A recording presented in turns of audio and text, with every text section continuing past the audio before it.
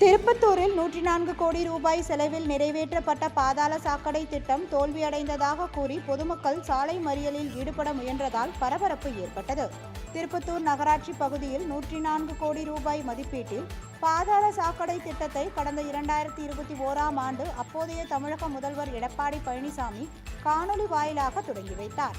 ஆனால் பாதாள சாக்கடை திட்டம் திருப்பத்தூர் பகுதியில் தோல்வியடைந்ததன் காரணமாக நகரின் பல்வேறு பகுதிகளில் கழிவுநீர் சாலைகளுக்கு மேலே பொங்கி வரும் சூழல் உள்ளது.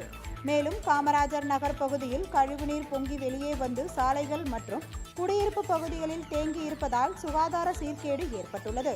இதுகுறித்து நகராட்சி அலுவலகத்தில் பலமுறை புகார் அளித்தும் எந்தவொரு நடவடிக்கை எடுக்கப்படவில்லை என்று கூறப்படுகிறது. இந்நிலையில் மக்கள் திடீரென சாலை மறியலில் ஈடுபட முயன்றனர்.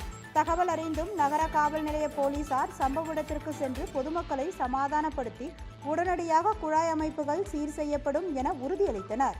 இதை ஏற்று பொதுமக்கள் போராட்டத்தை கைவிட்டு கலைந்து சென்றனர். இதனால் அப்பகுதியில் பரபரப்பு ஏற்பட்டது.